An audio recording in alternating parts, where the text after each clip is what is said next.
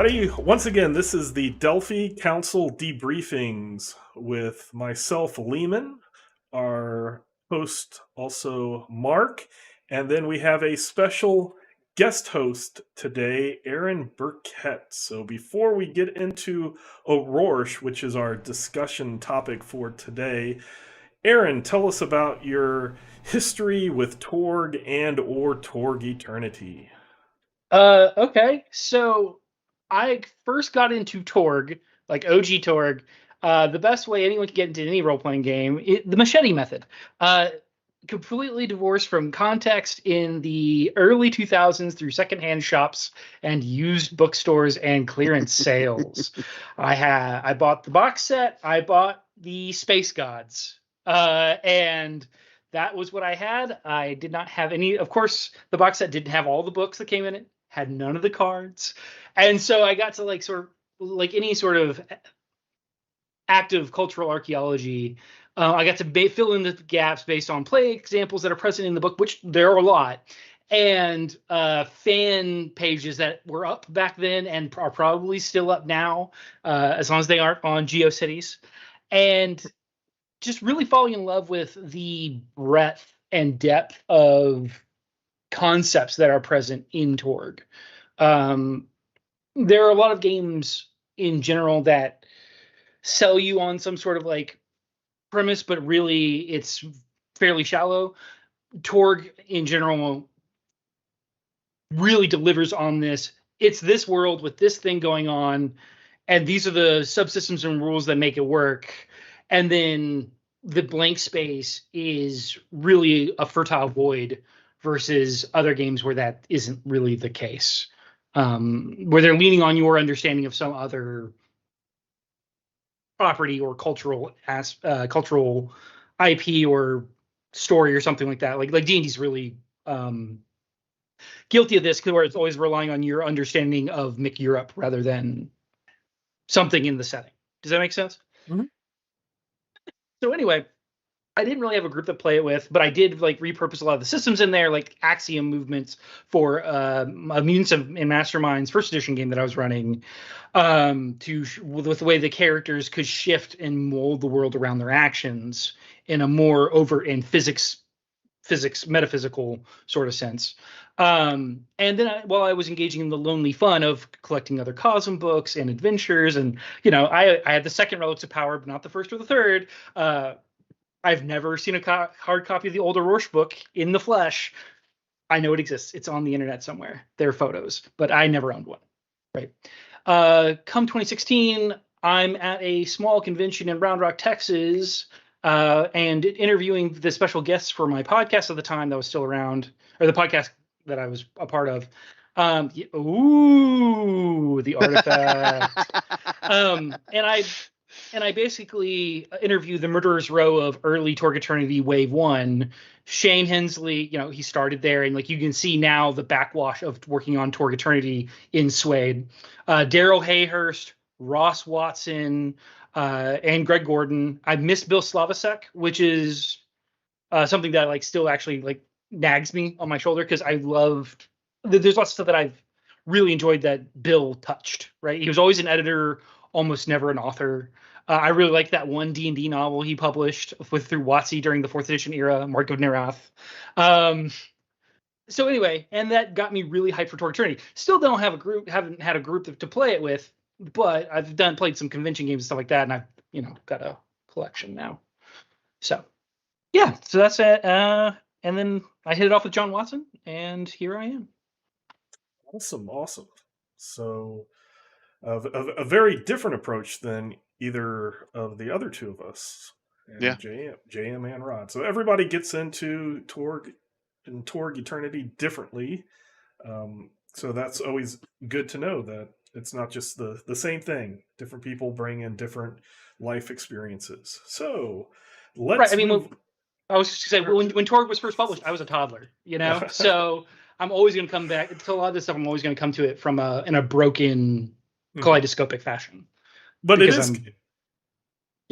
is kind of cool to, hey, I'm at the U section of a bookstore and this thing catches my eyes and okay, I'm going to get it, and then I'm going to get into it. I mean, that's Yeah. pretty cool. That something that the no new edition at that time had happened, so that a older out of print book caught your eye is kind of cool. Yeah. Oh, the covers are great, right? They're very Mhm. much evoking a very specific epoch of like men's adventure novels Mhm. that we don't really have anymore, right? So Ron Hill, the artist for a lot of the interior stuff. If you go hit him up on, I think, TPA on Facebook, he's parting with a lot of that original art. If you're a fan of original art, I've got a couple of those pieces. okay, It's noted. it's good stuff. DM me his name just so that way I don't forget it. If you Yeah, sure would thing. kindly. Yeah, and if you're So- looking to run games, Torganized play, come over. We got a 200 plus players who are more players than we have GMs. They'll Isn't that play always for the you. way? I mean, I'm a GM over a player, so all right. We'll have a conversation after we're We'll done. talk to you, Mark. I'll talk to you, Mark. Your people talk to my people. It'll be great. That's right. Wait, I am the people. That's how it goes. Small team. So the topic for today is, and for all of those listening, you're going to hear it said different ways. I will either use how I originally heard it from my first game master. So we all know if somebody introduced us to a system and it's a non-common name, that's the name that kind of sticks in you. If you hear it differently, then it takes you mentally to change it. But I was introduced to this cosm or this reality as Orrorsh, but afterwards, other people have been calling it Orrorsh. Or maybe it's the opposite. Those are the two pronunciations you'll hear me say: Orrorsh or Orrorsh. So that is the cosm reality that we are doing today. So first off, we'll go over to Mark. Let's just get your inspirations, the media out there that you think helps you get you in the mood for this reality. So I note on Aaron's bookshelf a very, very familiar name on the spine, Solomon Kane. Yep, right there. Yep, and what's his name? The Solomon Kane movie, fantastic movie. But that's James Purefoy. Yeah, there you go, James Purefoy. I love that movie. And for me, the Puritan essence of who he is and what he's combating is a lot of Orrorsh on the surface. But what really, when I started playing, there were a lot of games out there, and one of them that I didn't like playing very much was Call of Cthulhu or Cthulhu by Gaslight, because it's over there, I'm sure. My issue with that game setting was the way I was introduced to it, harkening back to Leamon's statement about how you were introduced to it, is that no, you can't win. You're gonna go insane. The question is, how do you go insane, and how long does it take for you to go insane? And that didn't do it for me, because I played role-playing games because I want to be the hero and I want to do the heroic stuff. Our group does the heroic stuff, right? The stuff that nobody else can do. That's the 1% of the 1% of, this is highly improbable and it's not going to happen. Guess what? That's commonplace for us. We do this stuff all the time, right? As a group. And in the Cthulhu and the Call of Cthulhu and the Cthulhu by Gaslight, that you couldn't do the extraordinary. You did some of it, but it was empty. You couldn't succeed, and so the bad guys were always going to win. When Rod introduced me to Torg, we started in Nile Empire, and he's like, "You don't want to go to Orrorsh. That's a horrible, horrible, horrible place." And his eyes lit up when he said it, and I was like, "Wait a minute. You seem like this is," he's like, "No, you don't want to go there. This is a horrible, horrible, horrible place." And so I was like, "I'm fine with that, because it's the horror." And he said it's like Cthulhu like Cast. I'm like, "Okay, I'm fine not going there." And then we went there because that's where the story went in the adventure. And then when I got into it with perseverance and the actual mechanic that made horror real, from a role playing standpoint, it wasn't just okay, you're supposed to be afraid of this. Well, okay, I'm not afraid of it because this is, it's on pay, but all right, I'll fake it.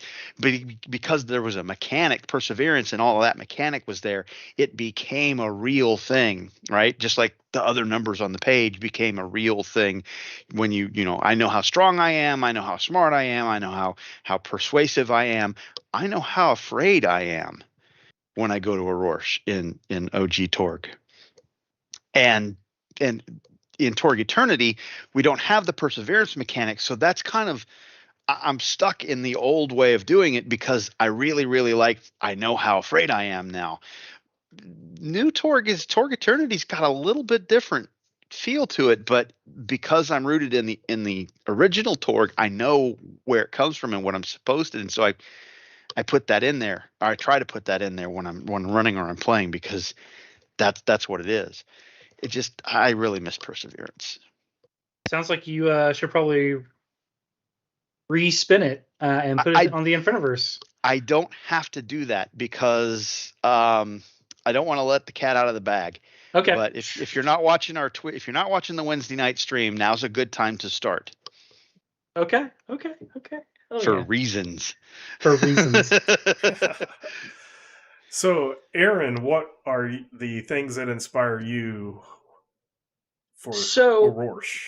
So the things that inspire me for Orrorsh is since Torg Eternity set it in the Indian subcontinent, it's the rich history of Bollywood horror films that exist, particularly the film Boot, Bhoot, from 2003.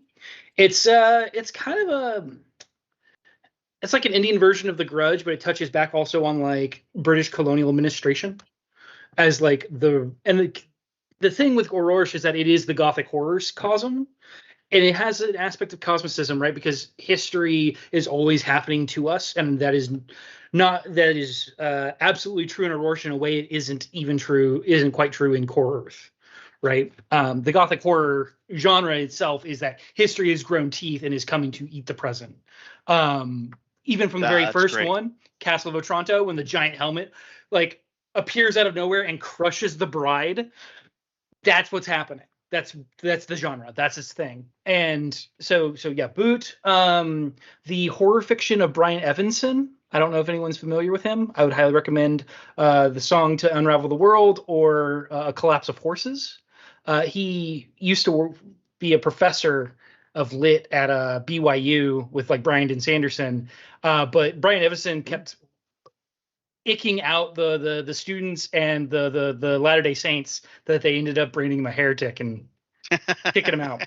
He's really great. Let me see.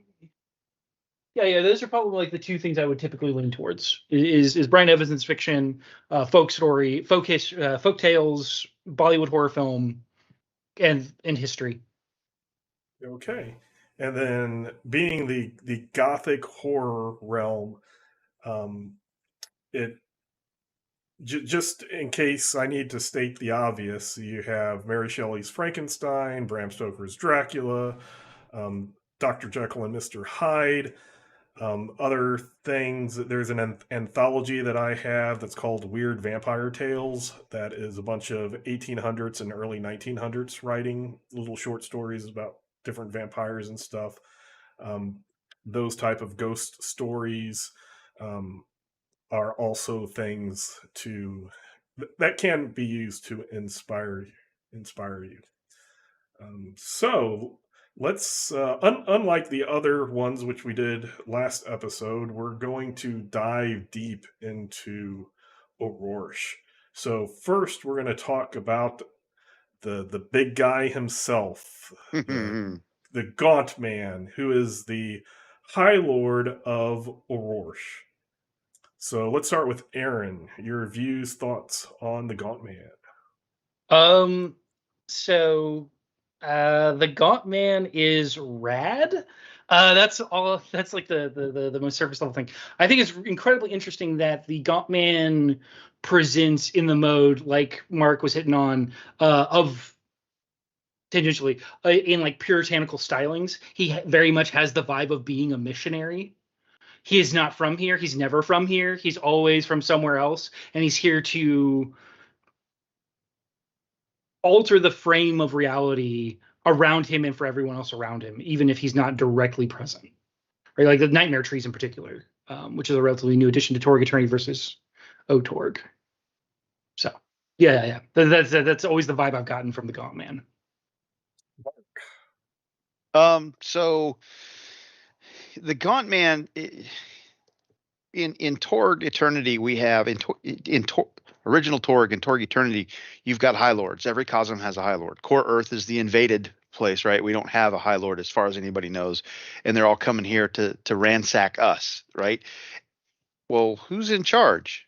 Oh, well, if you ask the High Lords who's in charge, nobody's really in charge. They're this conglomerate of people. But if you ask the Gaunt Man who's in charge, he's in charge because he's the guy who invited everybody to the party.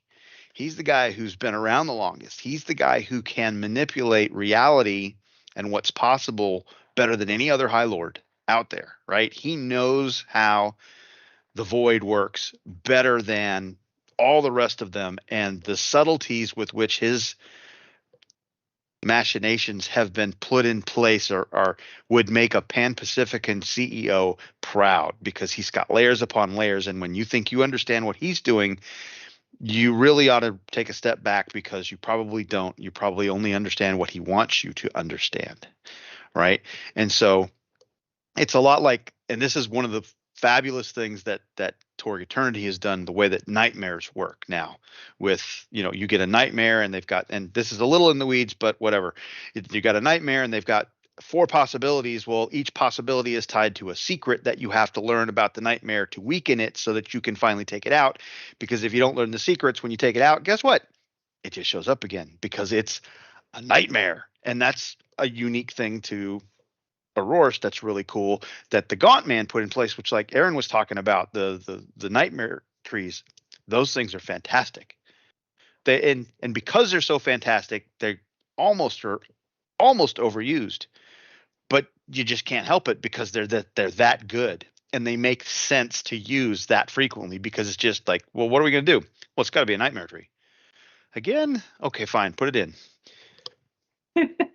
Well, it's also it lets you do Stele-esque things without dropping Stele. Yes, absolutely. Right? Absolutely. And there was one nightmare tree in original Torg.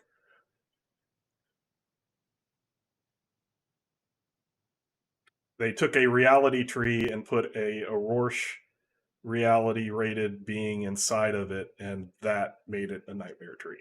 I don't remember when that was.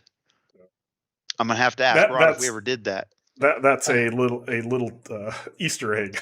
touch base with Daryl. Daryl will tell you, because he actually told me about that. He's like, okay, so you love the Space God, so I gotta tell you what happened to your favorite Akashians, and I'm sorry, but I love it. And I'm like, okay, tell me, break my heart, Daryl. Yep, I've never cracked that book. I use the original Torg books for inspiration for writing and stuff. The Space Gods book is the one I have never opened, because we're still doing stuff in home game that I don't like spoilers. Mm-hmm. I don't want to know stuff, right? So I have purposefully not opened that book, because if I do, I will learn something, and then I'll put one and one together and come up with, like, oh shit, look at what they're doing over here. So yeah, Space Gods whip. That's all I got. So we'll get back on the Gaunt Man. Yes, the Gaunt Man is the plans upon plans, and it's not the if you want to go into a like military type analogy, he doesn't have the axioms to support like radio ending orders.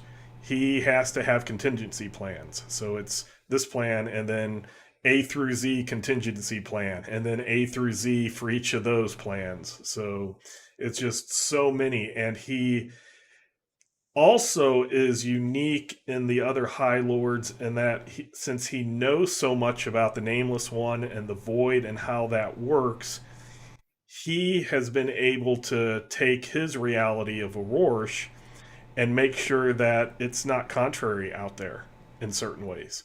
so that his nightmares can operate outside of Orrorsh without worrying about disconnection and things like that. So he's really understands reality much better than the other High Lords.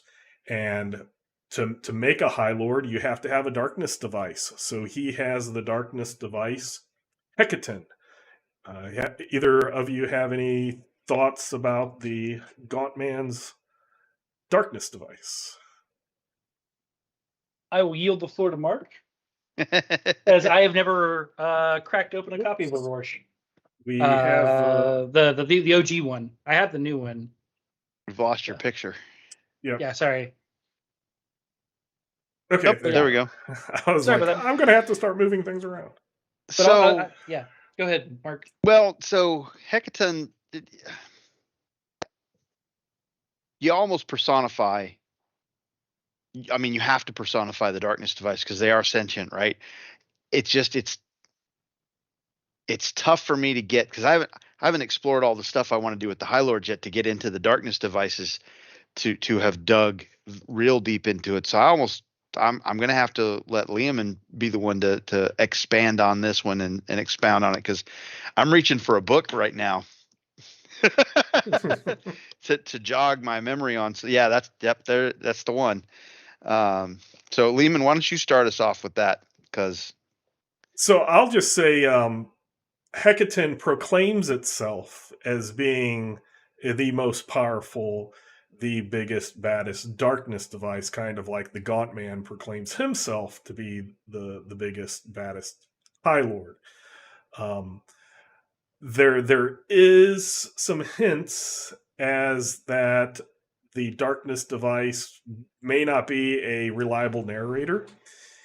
It's definitely known in and we talked about this before, High Lords and darkness devices, they can be symbiotic, where they each gain benefits from one another, and there can be other ones that are more parasitic, where a darkness device might have much more influence over the High Lord than the High Lord does, and a lot of the darkness devices are actively seeking other powerful people out there to possibly be replacement High Lords. Hecaton is completely subservient to the Gaunt Man. It doesn't like it, and I often wonder if Hecaton's "I'm the biggest, baddest darkness" device is not just a Stuart Smiley looking in the mirror saying, "I'm good enough, I'm strong enough, I'm evil enough, and by God, people fear me." Yeah.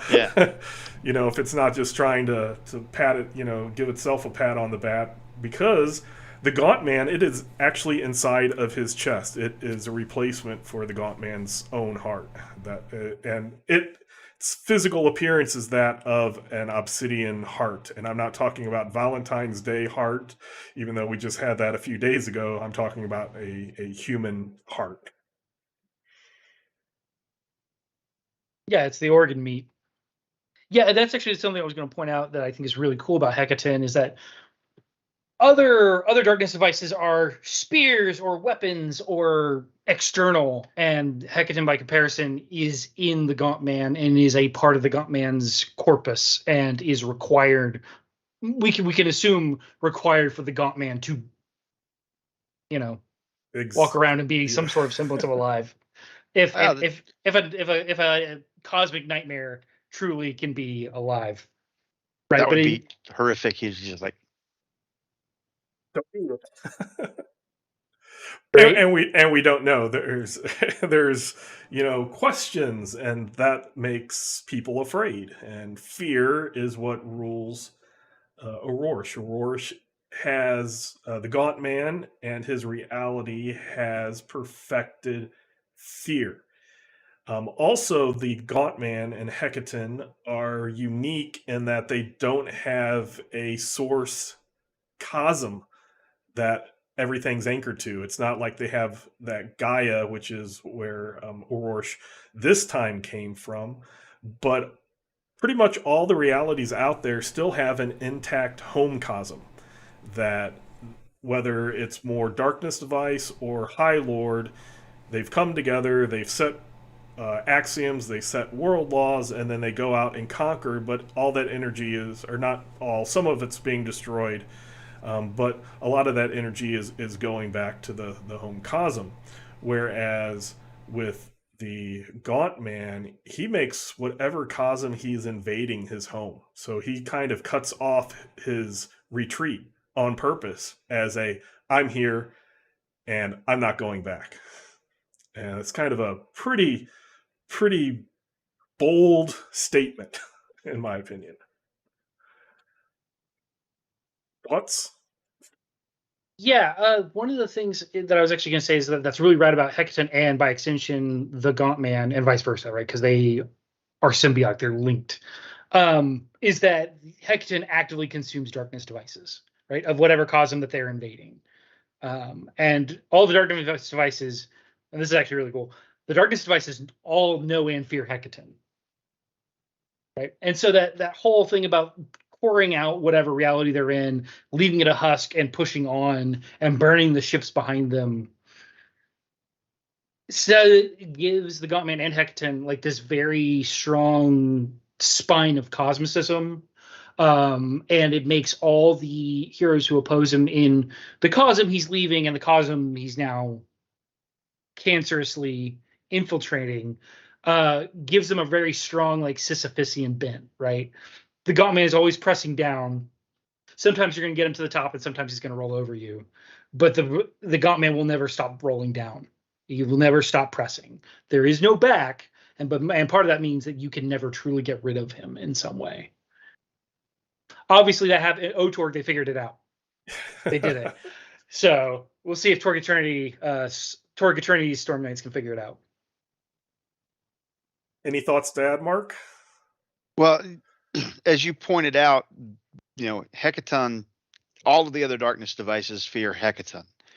But as Leamon said, Hecaton is subservient to the Gaunt Man, which is the antithesis of all the other High Lords. The darkness devices fairly dominate the other High Lords and can, in most cases, dispose of or switch as they deem necessary, right? So you've got in the pecking order, and I think the other High Lords either consciously or subconsciously know this, which is part of the reason why really the Gaunt Man, it's everybody against the Gaunt Man at the end of the day, because the other High Lords know they're under their darkness devices who are under Hecaton, who is inside the Gaunt Man. Right. And so at the top of the pecking order, you've got the Gaunt Man pulling the strings, and at the bottom are the other High Lords. So, when you have confrontation, the other High Lords really are all, yes, we thank you for the Gospog. We appreciate that. Thank you for the Nightmare Tree and the Dim Thread Trees. We appreciate that. How can we turn this against you? Because we really need to get rid of you. Because if we can't get rid of you, then I can't dominate my darkness device, because you're going to have your darkness device dominate it, and then it's going to get rid of me, and then I'm out. Yeah, it's the Andre the Giant problem in the Royal Rumble, right? Everybody's got to team up on him. To get him over the top. There's an old school reference right there. That's absolutely right. You got to get Andre out first. Right. Otherwise, you can't. What's the point? Other people, because otherwise you can't get him out, right? The other thing I think is interesting is like Leamon threw out there that like fear is the central like weapon in the Gaunt Man's arsenal. And there's definitely something really interesting in how all that thematically gets carried forward in Orrorsh and through all of Core Earth, with like the tendency of fear to core out people and cultures and places. Strip them of meaning and strip them of resonance. And that fear, if you're running Orrorsh, in my opinion, if you're running Orrorsh and your Storm Knights are victorious in accomplishing whatever the mission is, there should always be something at the end of the mission that makes you question whether or not what you did was what the Gaunt Man wanted you to do or not. Because yes, we succeeded at the mission. And then there's this little hint that's like, the Gaunt Man thanks you for advancing his plan one more step. You're like, wait, what? We defeated a nightmare. Yeah, how is this advancing his plan? We defeated his nightmare. I don't know. Tune in next week. Right. And I'll say this is my headcanon. I won't necessarily say that it is official Torg Eternity, but from He's a lot just of the things line that developer, I've read, though. Yeah, I'm just, but my home game's my home game, and my thoughts are my thoughts. So yeah, fear to me is it's an opposite but equal of hope. Core Earth is hope. Core Earth, that is what drives Core Earth to get the possibility energy. Fear is what the Gaunt Man uses for the same thing. A heroic story can energize people. That's where you get the law of, or the glory events can happen. Fear prepares the people to give up their possibility energy. But it's a fear that it's not just you kill everybody. It's you let one guy go so he can spread that fear. He can bring up that terror into other people, and that can generate a possibility energy. And then you have, the void possibilities versus the eternity possibilities, the void powers and the eternity powers. So it's that fear and stories of hopelessness or the tiny sliver of hope that keeps somebody going, but it's false hope. It's Pandora's box. What was, all the ills of the world, and what was the last one? Hope.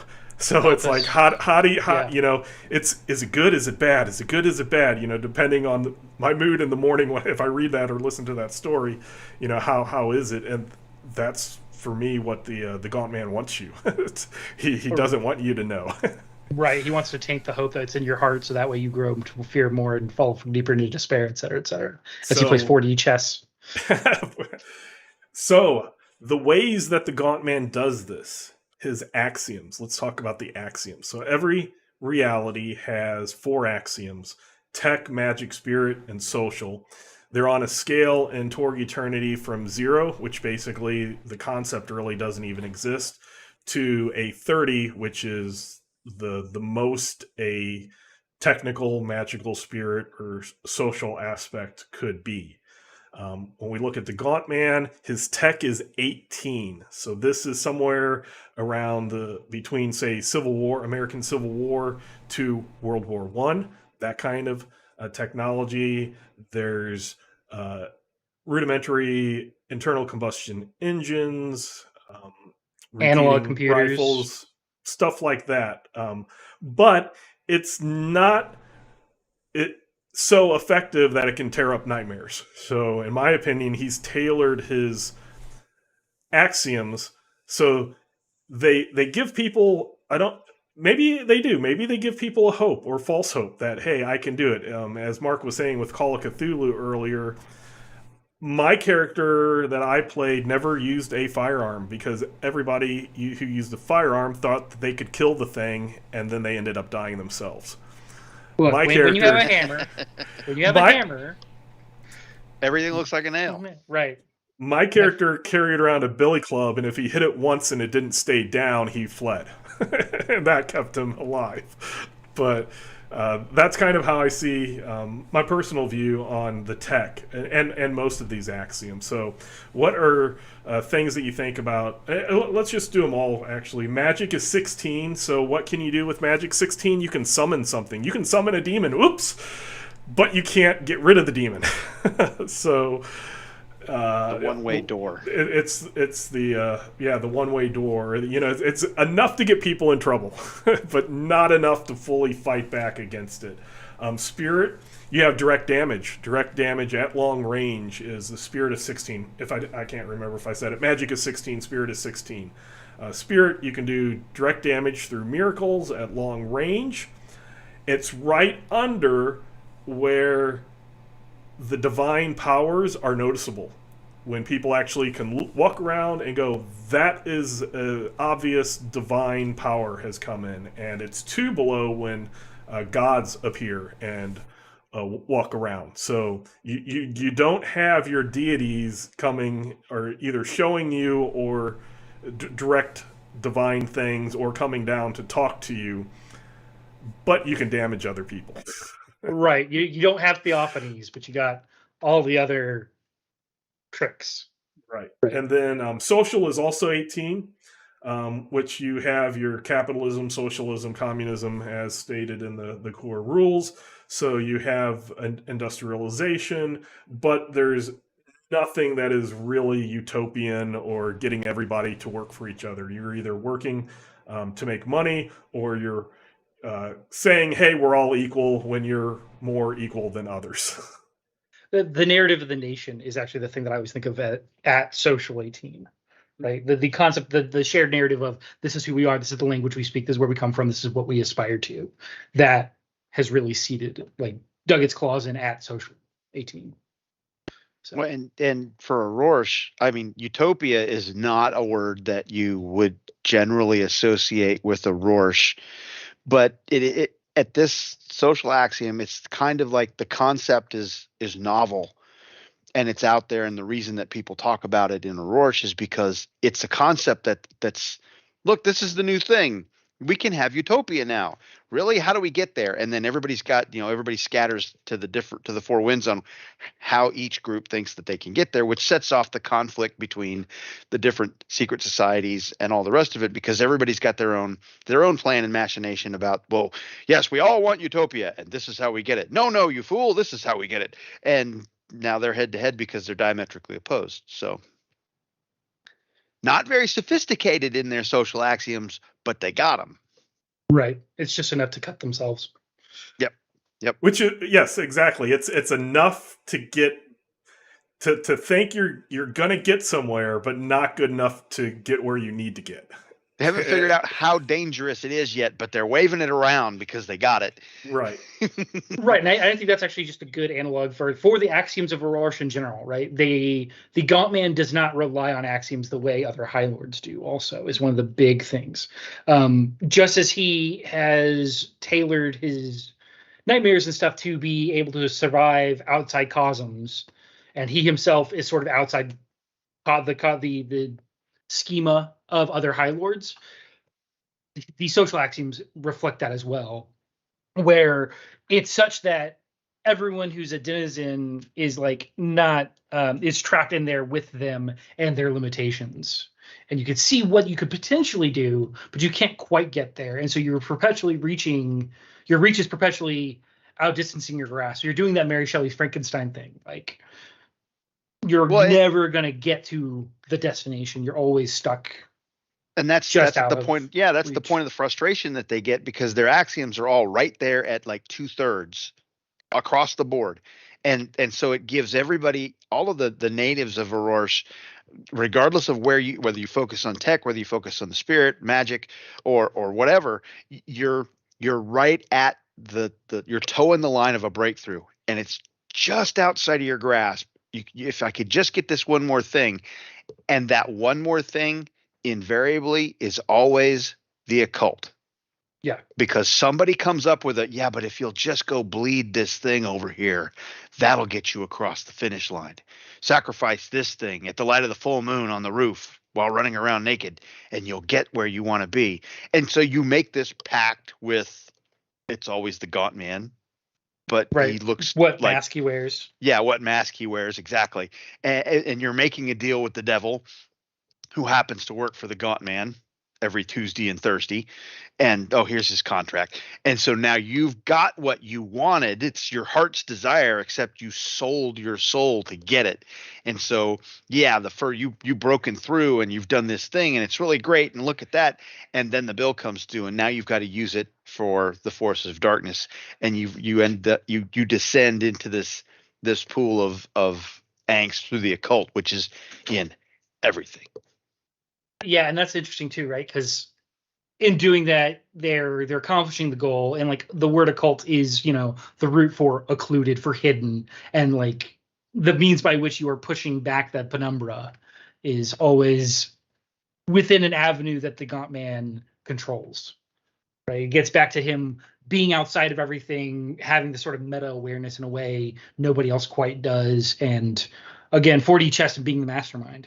right? One of the things I think is interesting also about those axioms, right, is that none of them are high enough for him to be a like hyper powerful Stone Cold. Can I curse a little bit? Can I say badass? I already said shit. Oh yeah, that's fair. Okay. Sorry. None of them. Right. This like is a little edited more out if you higher have to. PG-13 than the other ones. Sorry. Okay, fair. You know what? It's fine, Mark. We can be Southern here. It's fine. As long as we don't talk about how hot it is, it's fine. But yeah, he's not a Stone Cold badass in a way some of the others are, where like he's a physical threat in quite the same way. He's not going to tear you apart with his hands, because he doesn't have to.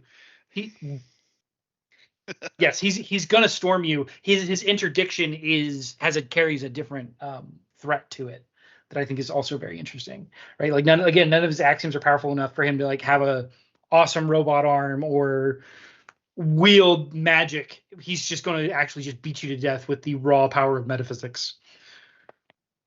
And there's a neat mechanical way for Orrorsh from a game mechanic standpoint that's unique to them, that the two things I think a GM can use at will, one of them is in the cards. You just take one or more glory cards out of the deck, because in other cosms they just pop up and you're like, hey, we can go for glory. We can go for glory. And Orrorsh, like, who's got a glory card? We haven't seen one in 3 sessions. Where is it? Well, and that's perfectly okay for the GM to do. The other one is corruption tests. Oh Yes. my gosh. So let me just pause you, not stopping you.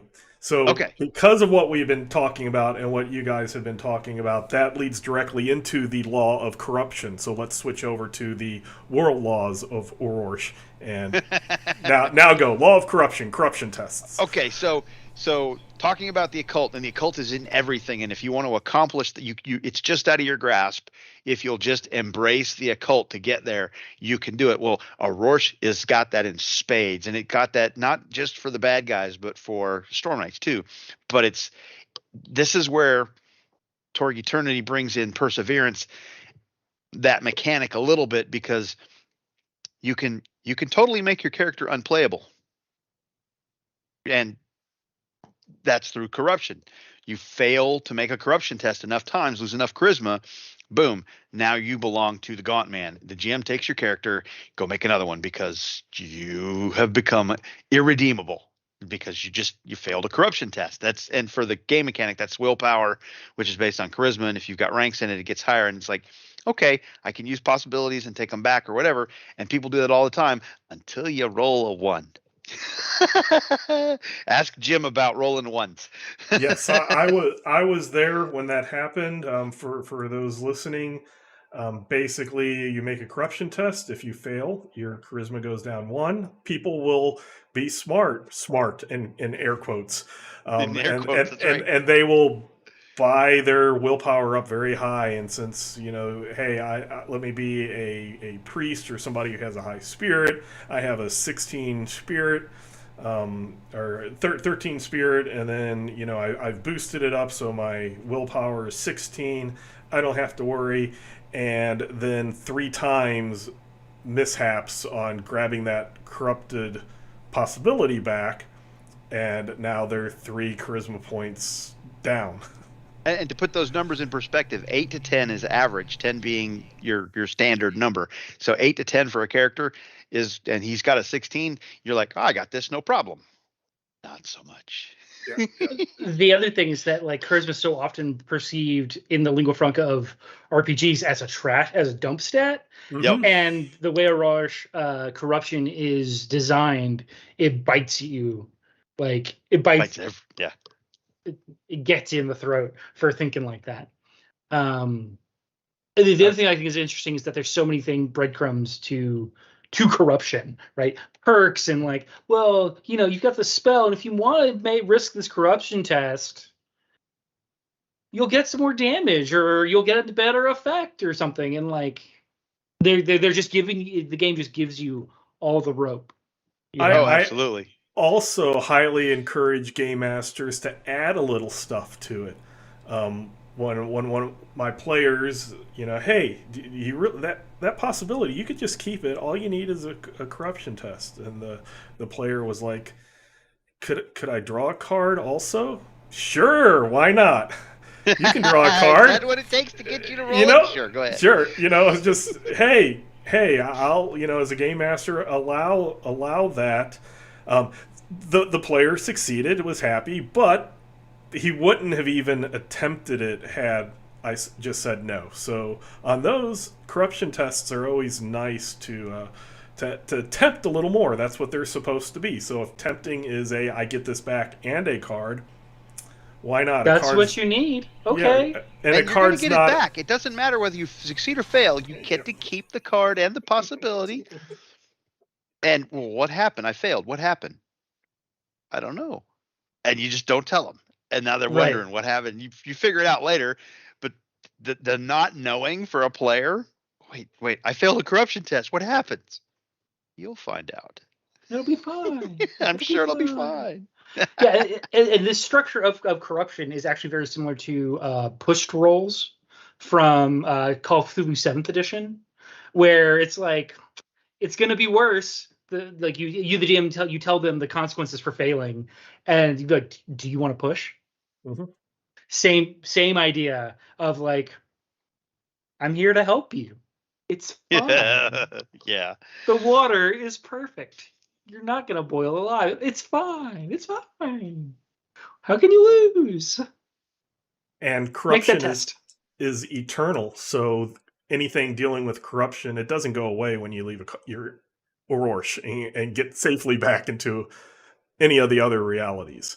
So Well, there's some game mechanics that can happen to do away with some things like eternity shards and some things that can trigger, I think. And I mean, Jim got rid of some of that, didn't he? he bought it back. Well, yeah, he bought that back, but I thought he got rid of the dark mark through something that he had done with the eternity shard that he was carrying. Oh, I wasn't there for that.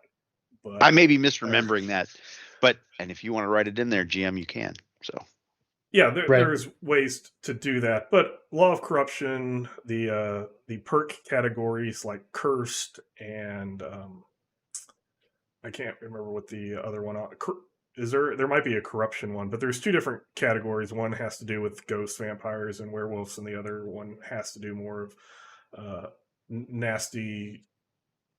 It's corruption. Is it corruption? There's corruption and there's occult. Like there's three Yeah. of them. Right. And so like the curse, corruption like, and cursed, yeah. they stay. If you transform, you don't get rid of being a ghost or a werewolf. Sometimes you just die because now you don't have a reality that holds you. But it transfers, and the Gauntman again makes these things so that transformation in a different reality isn't the way out. There might be other ways out, but not just the easy transforming way out.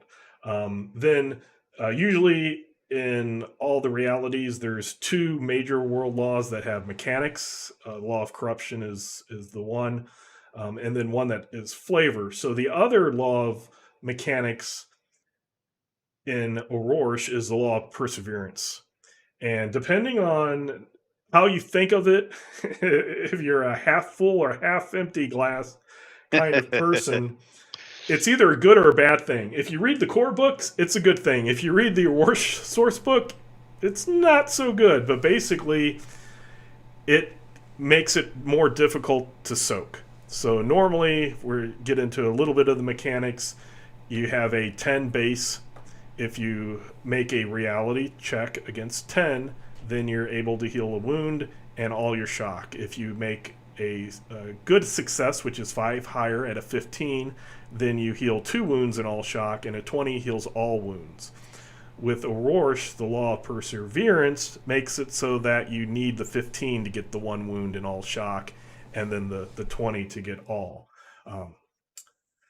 It's up in the air from the different sources. It's up in the air if the Gauntman just would rather the Storm Knights not heal and the law of perseverance is good. Yes, we actually can heal, and that's how the core rules presents it, or Orrorsh presents it as if they soak, they can carry on their horrible experience and tell others. So again, he wins either way.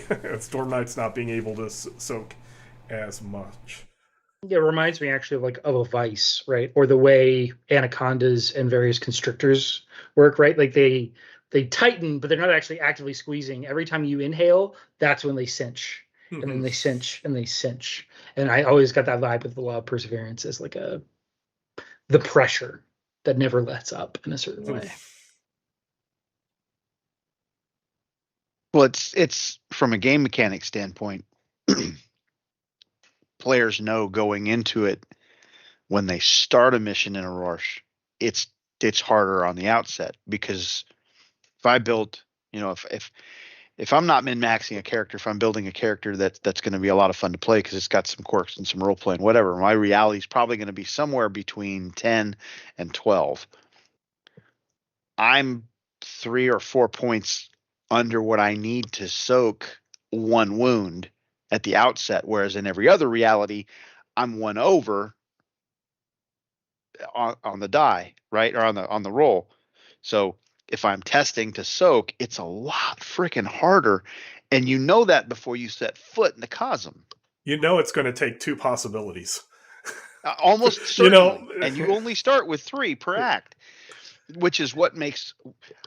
I like Orrorsh a lot from a game master standpoint to say, okay, we're going to go to the cyber papacy today, and in the middle of the cyber papacy, they go into the monastery and they enter the courtyard, and right there, planted in the middle of the courtyard, I thought that the possibility energy of this place tasted a little different. Yep, we're in Orrorsh mix zone, so let's see Cosm cards, and oh crap, wait, we're in the mix, we're in Orrorsh. Oh no! And so all of a sudden, they thought they were getting one thing. The rule of 2 comes in, and now you've got Orrorsh on top of it, and life got a little harder. Definitely got a lot weirder too. Oh, yes. Sure. And then the last major law is the law of fear, and we talked a lot about a fear, but that is expressed in the Cosm cards, which everybody loves Core Earth cards. Everybody loves Nile Empire cards. The other cards have good and bad. Orrorsh is you're going to get some possibilities, but you might not like how you get them. You will not like how you get them. And I believe that unhappy. I want to say one of the best ones is I think it's jump scare, which is like 50% chance nothing happens, you just get it. But there's a 50% chance that some nastiness is going to come out, and it was actually a true scare and not just that's a cat. And then we have minor laws. So some of these to me are pretty interesting. Mark was talking earlier about how the possibilities work for nightmares. So it's the law of catharsis, which is a way that Storm Knights can learn secrets and confront a nightmare with those secrets and prevent them from regenerating possibilities every round, is how they normally do it. But it allows the Storm Knights to win, but also it culls the weak from the Gauntmaster's nightmares. So you better be a smart nightmare, otherwise these pesky Storm Knights will, whittle out your possibilities. And if you die too many times, then you could get on the Gauntman's bad side, and that's not good. And that goes along with the law of true death. Every nightmare has a true death, and that prevents them from coming back. So again, Storm Knights see it as good, but it also gets rid of the weak nightmares. Because if the nightmare allowed somebody to learn all of its secret and give it a true death, then the Gauntman pretty much thinks you don't deserve to be one of my nightmares. So any other thoughts about the nightmare rules with either the possibilities and or the true death? Just the true death. The minor laws of Orrorsh are also really are interesting compared to like other Cosms, because they facilitate reinforcing a lot of the themes in a way some of the other minor laws don't, where the other minor laws are often like expanding the conceptual space. In Orrorsh, it's increasing the resonance and piling on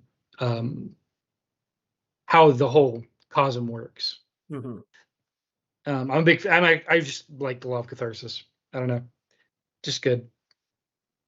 Well, we talked about tropes and the Nile Empire in one of our other or several of our other episodes, and Orrorsh is no different as far as tropes go, but it focuses on the horror trope, and any horror trope that you can think of is applicable in Orrorsh like it is in the Nile Empire. And so when you get into the one, you know, you get into any of those horror tropes, you're like, I really like this kind of horror movie.